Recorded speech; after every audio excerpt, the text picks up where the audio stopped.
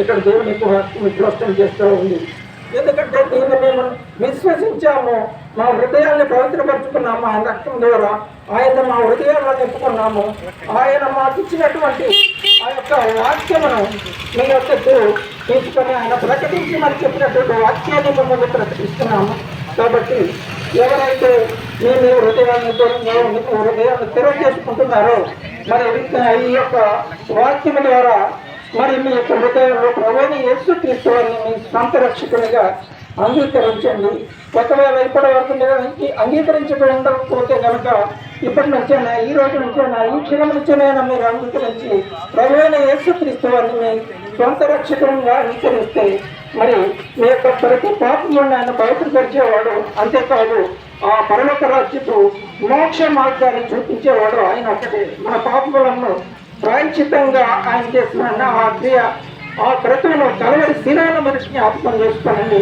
మీరు ఏమైనప్పటికీ కూడా, మీరు ఏ స్థితిలో ఉన్నప్పటికీ కూడా, మరి ఏ పరిస్థితుల్లో ఉన్నప్పటికీ కూడా ఆయన ప్రతి వారిని ప్రేమించేవాడు కనుక, ఆయన ప్రేమమ్మడు కనుక మీ అందరి ప్రతి వారి పాపములను పరిగించేవాడు.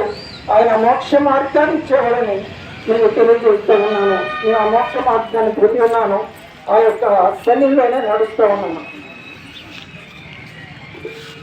ఇంకా మీరు ఎక్కువగా తెలుసుకోవాలనుకుంటే మా దగ్గర కొన్ని బైబిల్ ప్రతులు ఉన్నాయండి, అవి తీసుకురండి.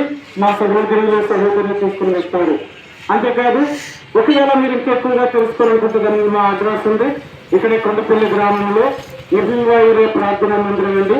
ప్రతి ఆదివారం ఆరాధన, మరి అలాగే ప్రతి గురువారము ప్రార్థన కొరకు జరుగుతుంది. దేవుని యొక్క వ్యాసులు వస్తారు.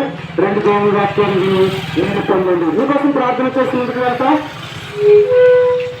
మా ప్రేమ పరలోకమందున మా తండ్రి, యేసు ప్రభువారి యొక్క పరిశుద్ధమైన నామములో ఈ యొక్క మధ్యాహ్న ఉదయకాల సమయంలో రాజమండ్రి పొడి వీధుల గుండా మీ రాజు సువార్తను ప్రకటించిన కొరకు సమయాన్ని పట్టుకున్నాను.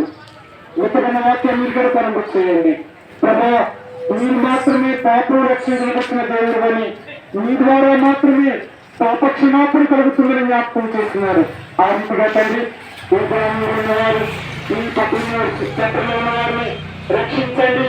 ప్రభా, ఎవరు నరకాలే పోకుండా మీరు దేవుడిని కలిగి ఉండే భాగ్యాన్ని గ్రహించండి.